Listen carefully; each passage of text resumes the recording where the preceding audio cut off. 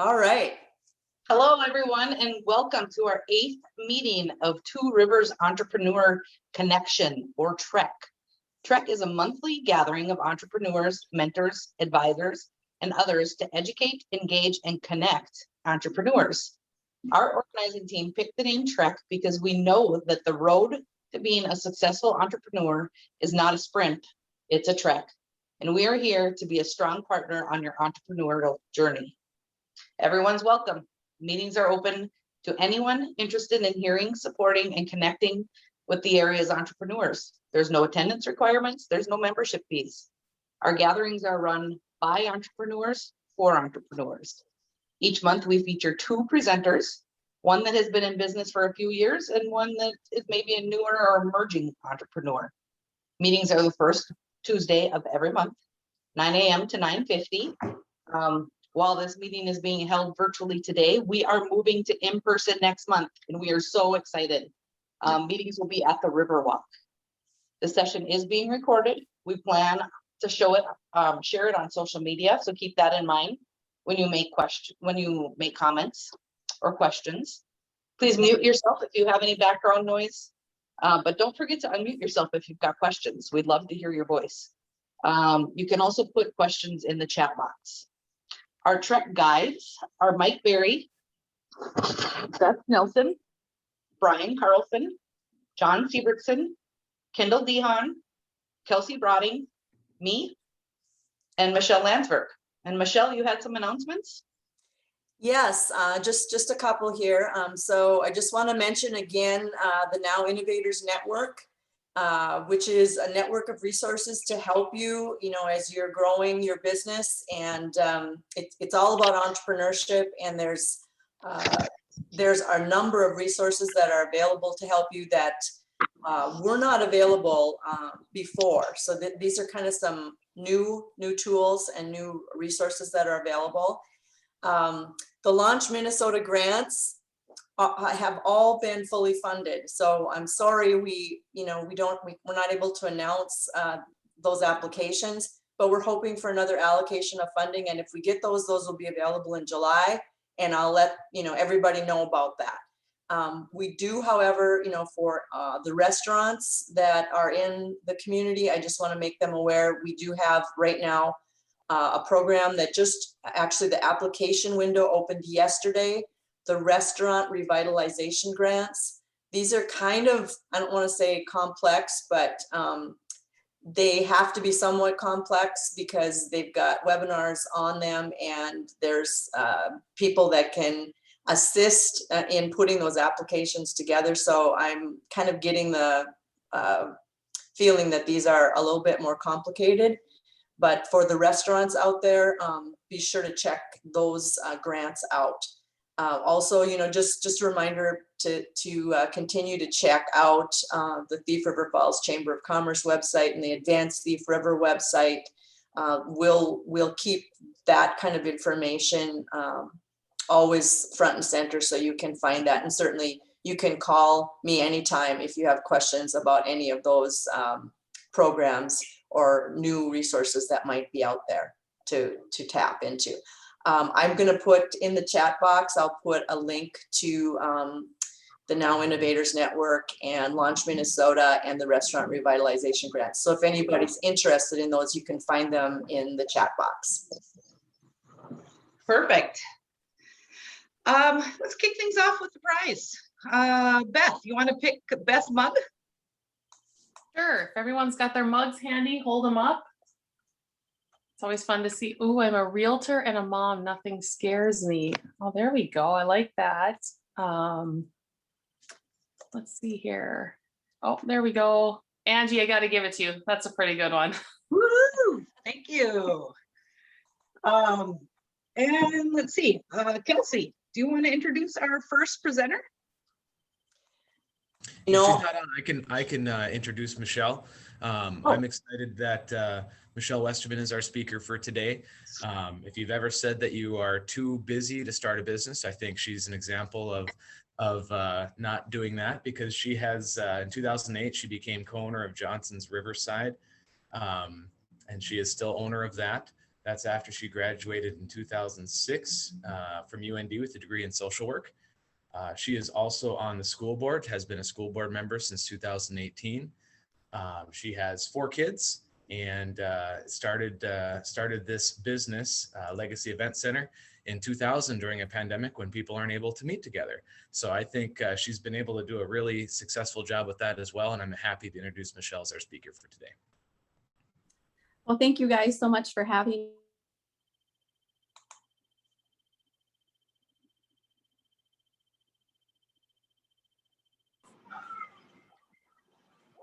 me. 1964, my grandparents started Johnson's Riverside. It is a company for people who have developmental disabilities. My uncle was born with severe developmental disability.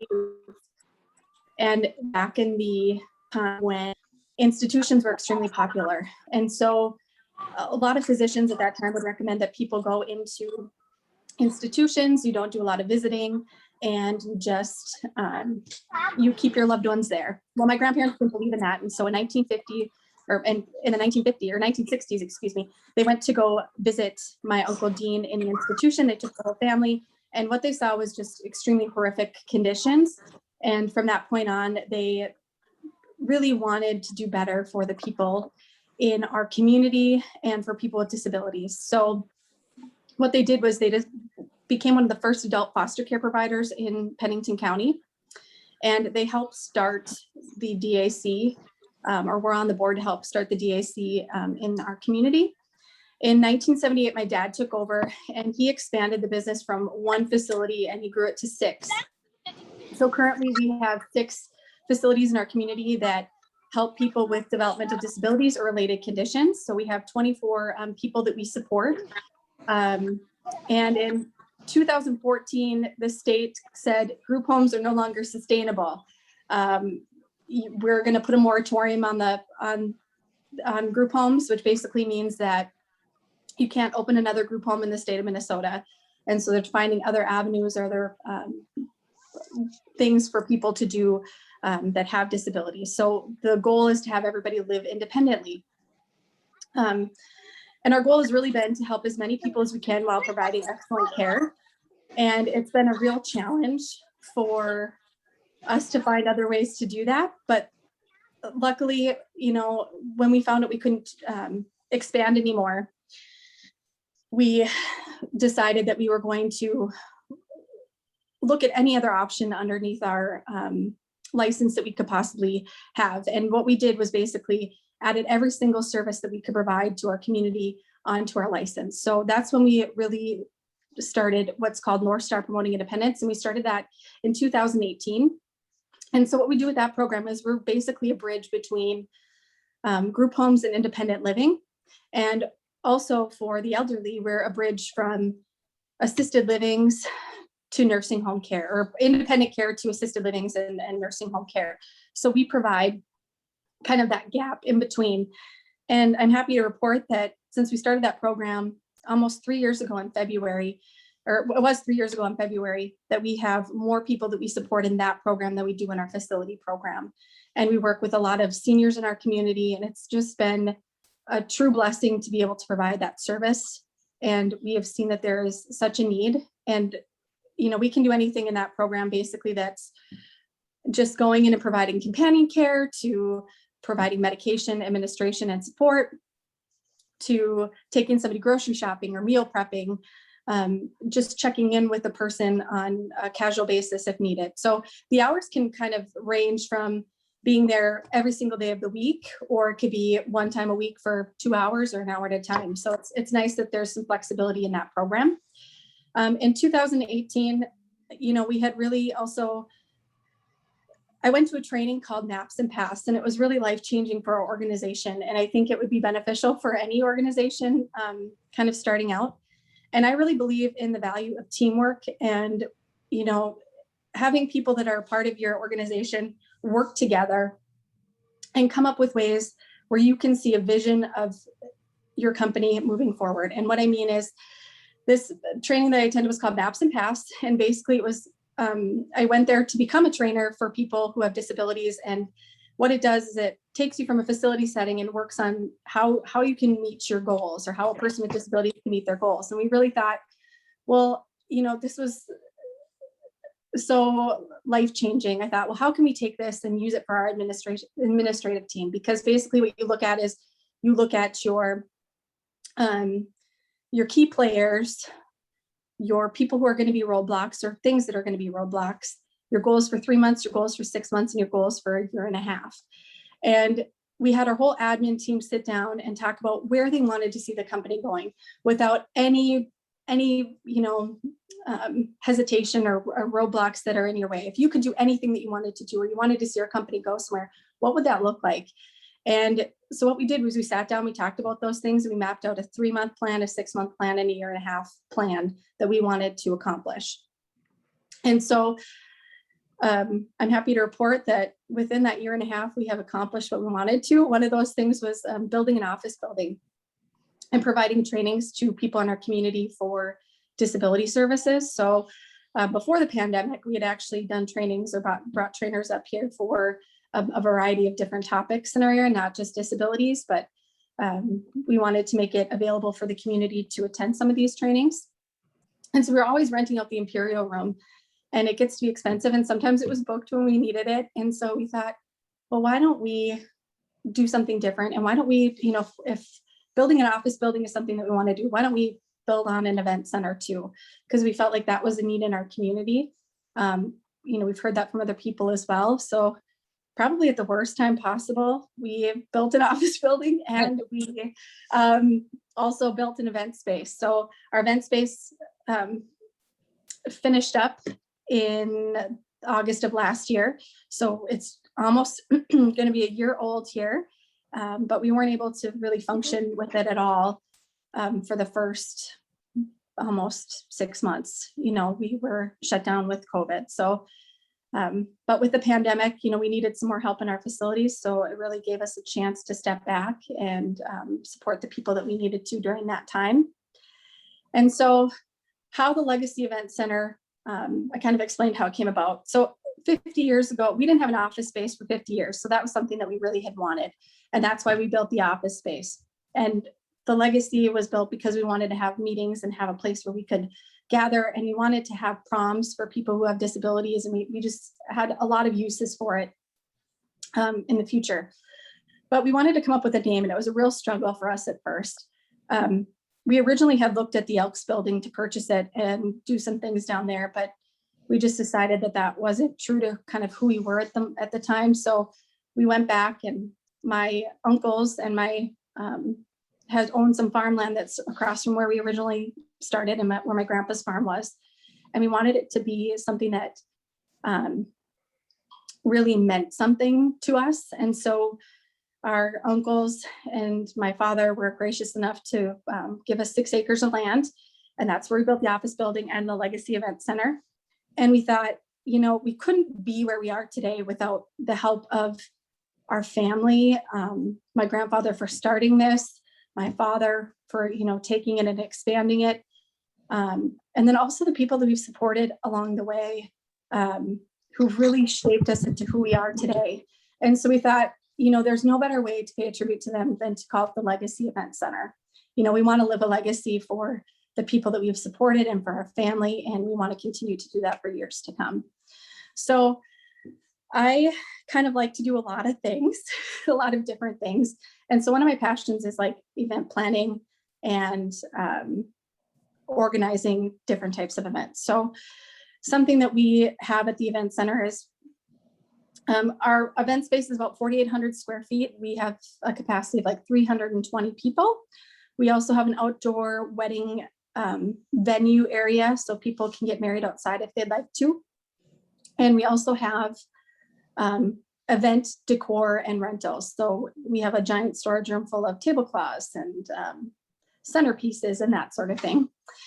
We have a catering kitchen, and something that was really important for us when we built the office space and the Legacy Event Center was that it all is handicap accessible. So somebody who has any mobility issues can access any area of our property by sidewalk. There are no steps, so it makes it really easy for people to go in and use our space.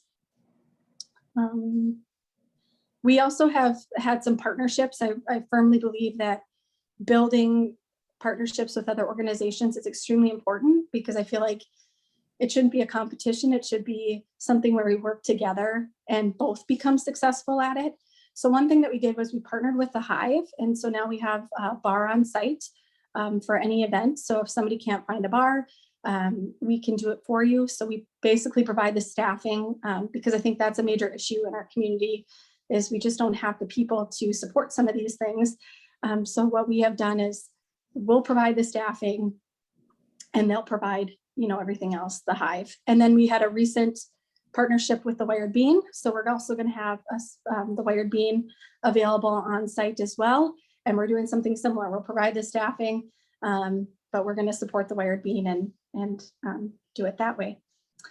So we are getting very booked with events this summer. We have weddings, we've had banquets, and one thing that was important to me, because we have 4 kids, is that finding a birthday party venue can be very difficult. So we have actually 10 different birthday party options for our community, and we try to make it as easy as possible. So we provide the decorations. You can do the parties with or without food. And then we have a circus theme party where we decorate and kind of go all out. And then you can also get prizes at the end. So it's been a lot of fun, and we just hope that we can continue to serve the community. We are truly blessed and feel privileged to be a part of our community. And we just hope that we can continue to expand and grow and fill some needs and gaps wherever it's needed. Yeah, you guys have really, I think, done great since you had to start in the COVID. I mean, that's a tough time to obviously try to start something up, but I know that I've called and tried to book it, and it's been booked, and it's a great problem to have.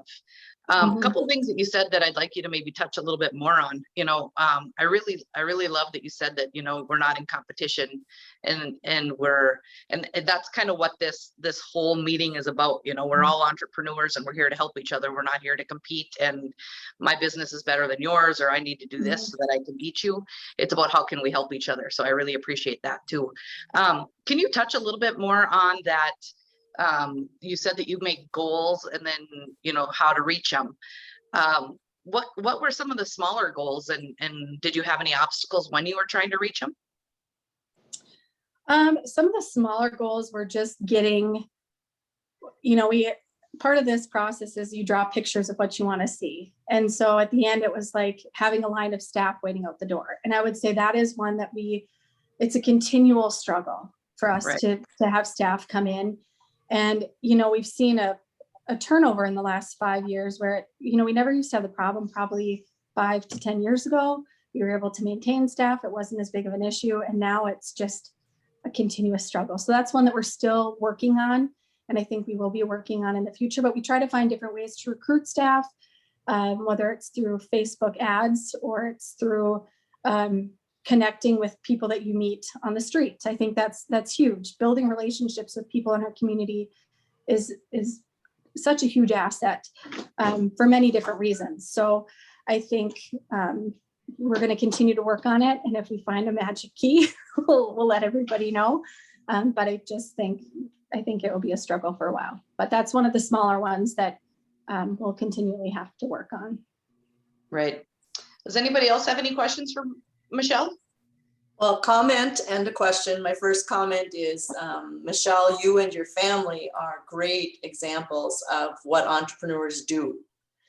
You initially, saw the problem of this care that was inadequate, woefully inadequate, and found a solution to that to meet that need. And that's what entrepreneurs do. They respond often to a need or a real problem, a pain point. And you did that and did it so well. And then again, with the Legacy Event Center, as you saw the need for that type of space. So kudos to you, and what a great example you are, in what you've done. That's just a great example of what entrepreneurs do. My question is, if you were to provide 3 tips 2 or 3 tips for somebody that was going to start a business, what would those tips be? Okay, my first tip would probably be find people in your admin team, if you have a team, that you work well with, and listen to them, pay attention to what their interests are too, because the more you get people to see your vision, or you build a vision together, the stronger your community will be, and your team will be moving forward. The second thing I would say is, no matter what even if you think it's too hard to attain or achieve, keep pushing through and persevering, because there is a way.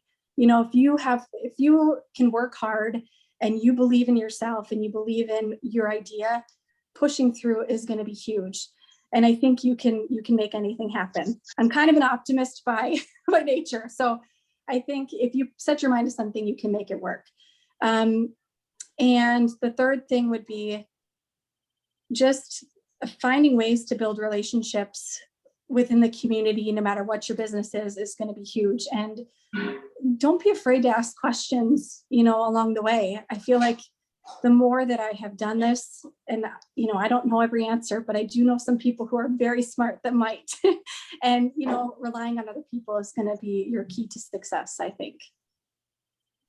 Thanks. That's great. Great suggestions. Definitely. Any more questions for Michelle?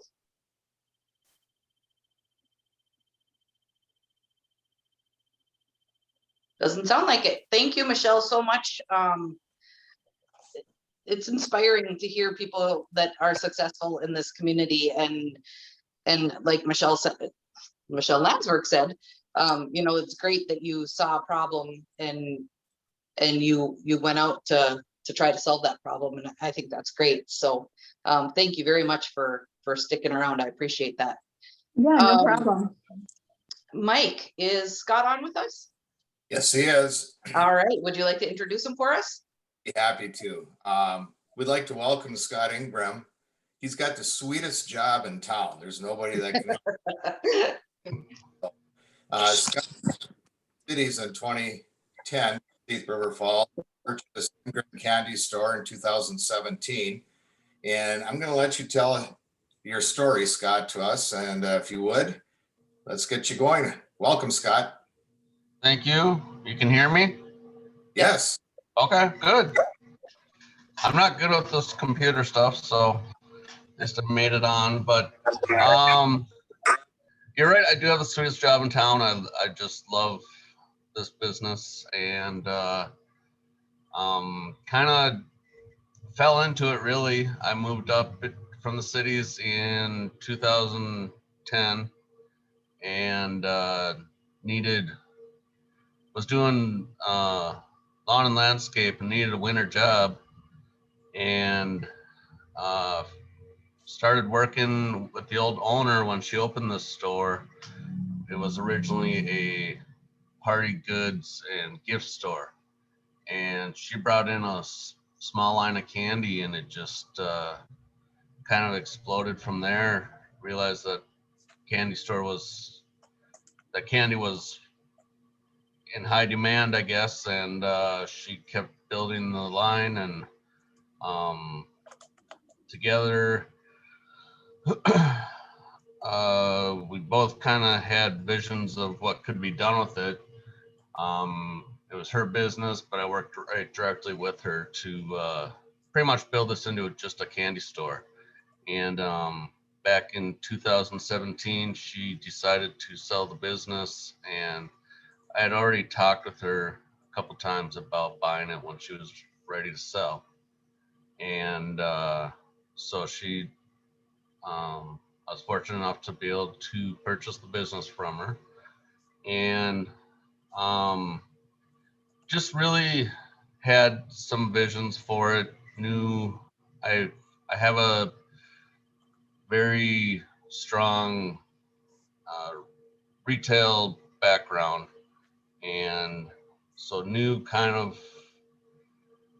of business sense from all that, being in retail, and then learned knew the business because I was running the store every winter for like 5 years. And just had my visions as to what I could take the store to. And first couple of years, it was kind of a struggle. Gotta be honest, there's times where I was just like, I don't know what I got myself into here. But really, I guess I enjoy this atmosphere. My customers, all the people that come in, it's such a fun place and basically stress-free that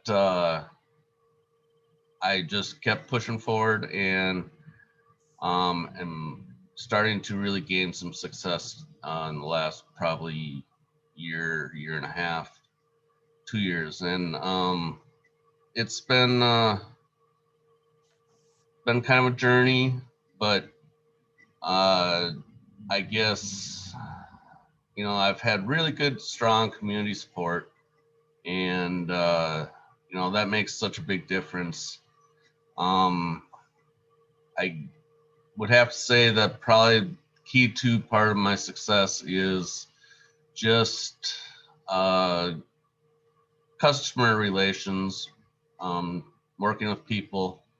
One of the most important things about business is the people that you are around, how you treat people, how you do business with people, and everything that surrounds it is really about the people. And if anyone knows me, I'm about as sarcastic as you get. I'm very laid back, and I'm like that with my customers. It's a fun place, and I guess I just sort of take it to that level that we're here to have fun. It's candy, and so I'm not a very serious person. I always try to take time to stop what I'm doing, talk to my customers, talk to the people that stop in, and just enjoy what I'm doing and enjoy talking to really anybody that walks in the door, and make them feel welcome, make them feel, just help them to walk out of here satisfied with a smile on their face, make their day better. And, I guess it's pretty easy because it's a candy store. But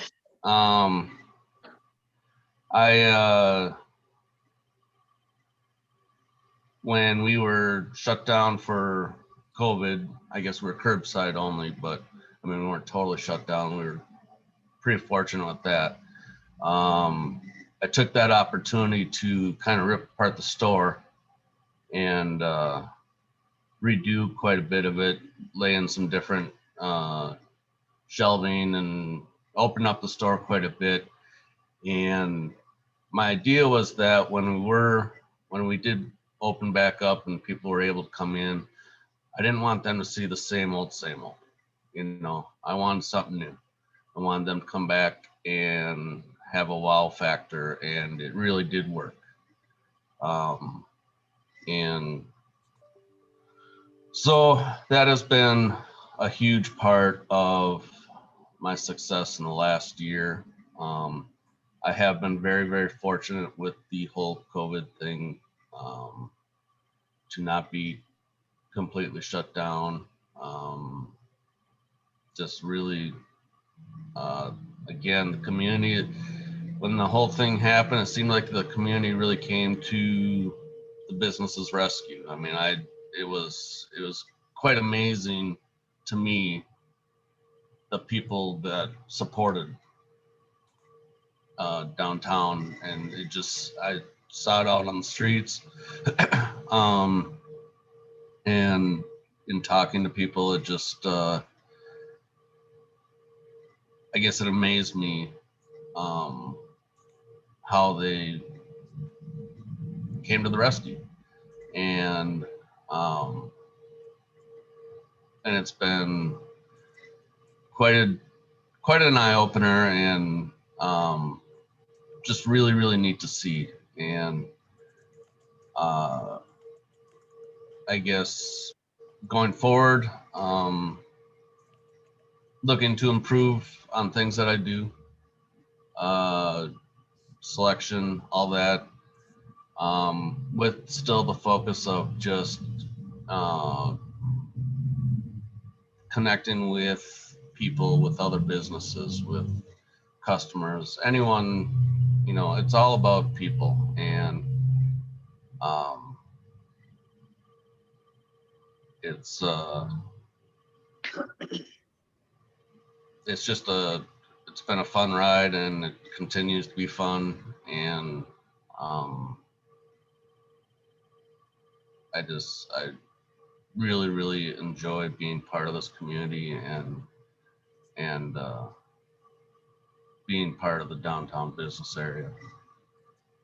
Well, and I think you kind of nailed it on the head when you were talking about how it's important to be, how you stop everything and you'll talk to your customers when they walk in, and that you're just yourself, and you're kind of laid back, and you're sarcastic, and it's okay to joke around. And I think, especially in this community, there's a lot of that, I think. Yeah. But I think it's really important for your business to be able to be yourself, and for people to see who you are. And that's probably why, you can thank yourself that you were so supported during the COVID, because people care about you. I mean, yes, we care about the businesses, and we want to make sure that our businesses are okay, but you have that connection with every person that walks in your building, that they wanted to make sure you were okay. I mean, yes, everybody loves candy, but it's you, I think, is a big part of why you're being supported. So congratulations to you for knowing that being there for your community yourself is important, and the community repaid you in that, I think. So good job to you. Does anybody have any questions or comments for Mike or for Scott? So being a retail store, how are you managing the struggle of finding employees? I've been pretty fortunate with that. I do have my son who works for me during the summer. And I'm small enough where, in general, I only generally need like one person here. So I do not actually have quite the struggles that many businesses do. One thing that I try to do, I mean, I know that it's very, very important to, if you have someone that's good, retain them. Keep them well trained, keep them informed, keep them engaged.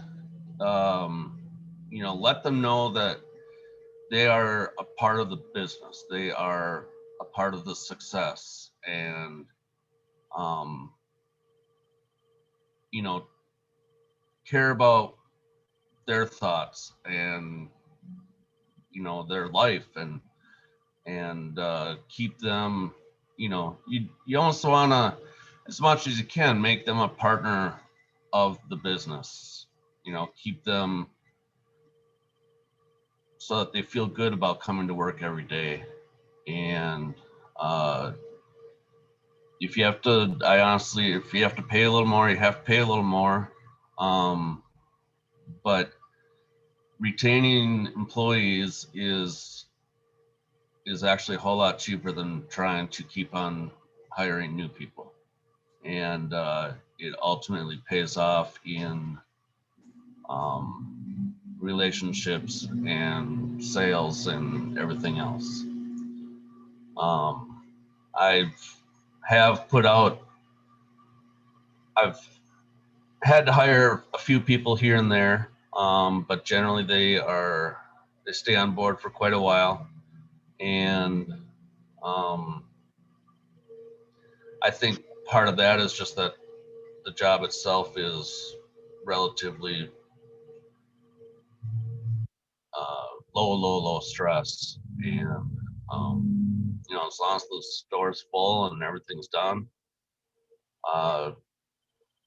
they get to, relax and do what they want to do. But it's, I just try to keep them really involved and make them, feel good about what they're doing here. You had mentioned a couple of times about this being a place with low stress for your customers and now for your employees. And I find it that, well, I get really stressed out when I go into the store because I can't make a choice. There's so many wonderful, the selection is amazing.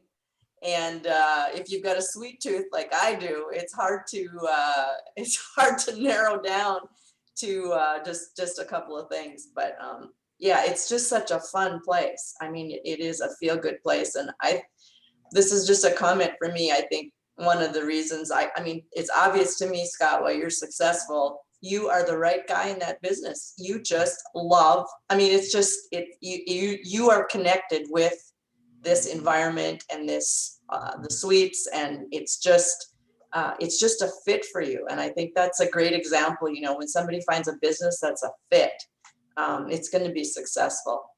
I agree. When I had gotten out of retail and swore I would never, ever get back into retail, and sort of fell into this. And as the business grew and built into a candy store and whatever, I mean, I just realized that this is like so much fun.